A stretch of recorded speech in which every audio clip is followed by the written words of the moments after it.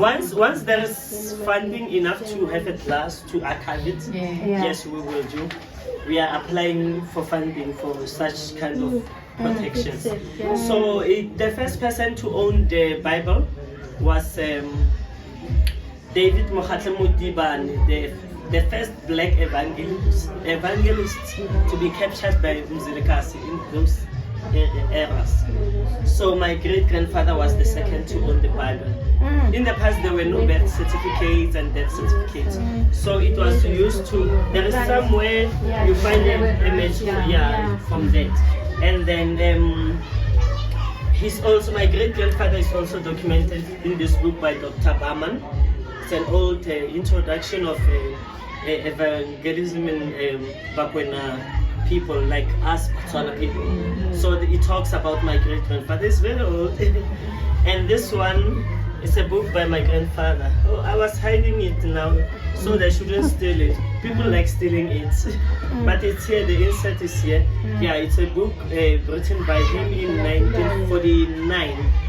So he was actually a poet and an author. That's why I do poetry on stage. The poems that I recite, don't think because you are different with a maybe skin color or language to this Tswana people, you can't hear because it's Tswana. Even them, they can't hear what I'm saying. We are all Tswana, but it's because of the writing that I'm using. It's an 18 old Tswana dialect. Yes, so they don't hear anything, they just praising for the rhyming and the style, but we are all Tswana because you have to read and become a serious reader to learn those. Yes, so I'm promoting actually literature, music, even artworks. So many departments we have in here. We have history, music. You know, we even bring tourism, in the village. These are the old Setswana, indigenous music instruments. Yes. Yeah, they used to play them You have a rain stick, remember? Yes, it's, oh my gosh. El mismo que nosotros tenemos en Colombia. Yeah, I was going to perform with El palo de lluvia. Yes. The one that you Protest. It was the first protest before the 1956 protest, where they say this is the kind of education that we want. Then there was a protest in the village. Villagers approached the early chiefs and said this is the kind of education that we need.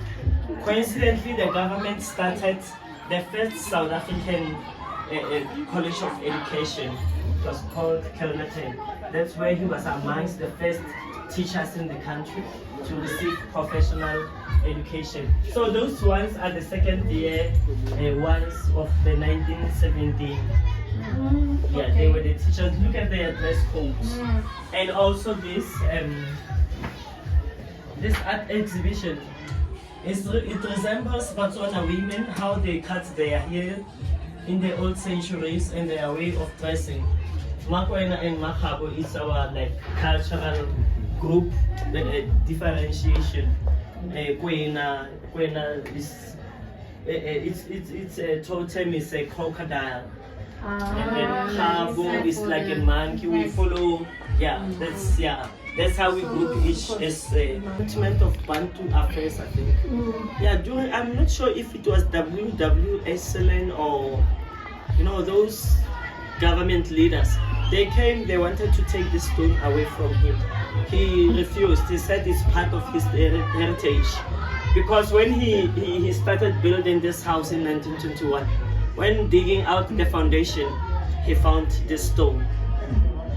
So this stone, when I do my research, even my grandfather suspected that it might mean that before this became a village, there were still, during those golden eras, people staying, maybe residing on trees, houses.